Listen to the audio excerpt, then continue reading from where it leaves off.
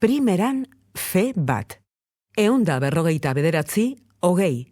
Homo data. Bai, Diana Frankok gai interesgarri bat ekarri du izpidera Homo data izeneko testu honetan. Bazterketa digitala.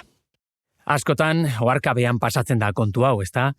Baina mundu hiperdigitalizatu honetan, zinez da interesgarria bazter geratzen diren horiez hitz egitea. Egiazkoa ala ez, gertaera baten kontakizunarekin abiatu du testua autoreak. Dio, asteburuan baztertua sentitu dela, taldetik kanpo. Antza, jardueraren bat egin dute lagun artean, eta ordaintzeko garaia heldutakoan, bera aparte geratu da, bizum ez zeukan bakarra zelako. Aipatzen du, gauza bera gertatzen zaiela, bizum ez daukatenei eta WhatsApp ez daukatenei. Eta bizipen hori baliatu du bere kezka plazaratzeko. Diana Frankok ikusten du, norbait mundu digital honetara egokitzen ezpada, gizarteak nolabait esateko baztertu egiten duela. Aipatzen du, hain justu, bizumen erabilera sustatzeko estrategietako bat horixe izan dela, talde presioa. Denek erabiltzen badute, lehenago edo beranduago zuk ere erabiliko duzu. Dianak dio, datuen kultura denera zabaldu dela, garai berria bizi dugula, eta analogia polita egiten du, garai bateko bi giza espezieren eta gaur egun jokabide ezberdina duten bi giza talderen artean. Neandertalak eta Homo sapiensak elkarrekin bizi izan ziren aspaldi, baina bigarren espezieak beste harreman dinamika batzuk omen zituen, eraginkorragoak antza, eta haiek aurrera egin zuten. Baina neandertalak desagertu egin ziren. Argi dago, egileak zehatz esaten ez badu ere, neandertalak digitalizazioan murgiltzen ez diren hoiekin alderatzen dituela, ezta? WhatsApp eta bizum eta horrelakoak erabiltzen ez dituztenekin. Eta testua isteko dio espezie berri baten atarian gaudela. Eta espezie horri Homo data izena jartzen dio. Harreman guztiak datutan adierazteko gai garelako. Horrela esan da, badirudi testuaren egilea digitalizazioaren aurka dagoela, baina ez da hala. Aipatzen du baita ere, mundu digitalak bizitza errazten digula eta eraginkorragoa bihurtzen duela.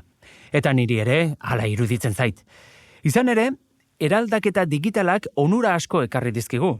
Ingurukoekin edozeinunetan harremanetan jartzeko aukera daukagu, informazioa noiz nahi daukagu eskura, zer dakit, 11 liburu eta 11.000 abesti espazio bakarrian dauzkagu eskura, digitalizazioak hobekuntza nabarmenak ekarri dizkigu.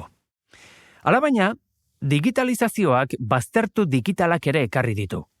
Eta iruditzen zait, bi baztertu digital mota daudela.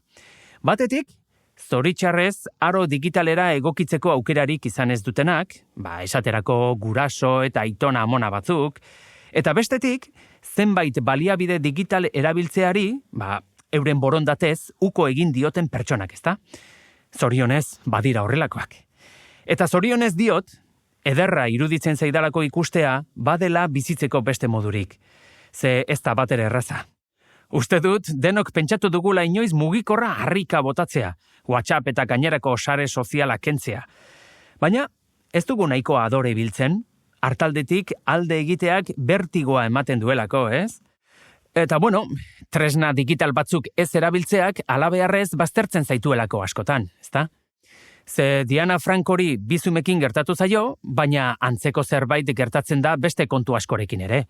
Internet erabiltzen ez baduzu, kostako zaizu jatetxe batean bazkaltzea. Izan ere, gaur egun jatetxean ordua online hartzen ez baduzu, akaso telefonoz deitzen duzunerako ez da lekurik egongo. Gauza bera gertatzen da negozioekin ere. Zure negozioa sare sozialetan iragartzen ez baduzu, jai duzu. Sarean dagoenak zuk baino askoz bezero gehiago izango ditu. Lana topatzeko ere. Sarean ez bazaude, lan eskaintza asko usaindu ere ez dituzu egingo. Eta noski, sare sozialik ez erabiltzea aukeratu baduzu, akabo zure bizitza soziala. Lagunengandik aldentzeko autua egin duzu, ze sare sozialetan ez dagoena gaur egun ez da existitzen. Beraz, halakoen jokabidea txalotzekoa iruditzen zain niri, euren printzipioi eusten dietelako. jakinda ere bidean asko galduko dutela. Eskerrak baden hartaldeari itxuan jarraitzen ez dionik. Ardi beltza maiz ederra, esan ohi da, ezta? Baina ni, egia esan, ardi zuri-zuria naiz. Naiz korrontearen aurka igeri egiten duten horietakoa, ez. Eta esan bezala, batzuetan mugikorra itzaltzeko gogoa izaten badut ere, sinetxitanago mundu digitalak erraztu egiten digula bizimodua. Eta ni neu horrela bizi naiz eroso.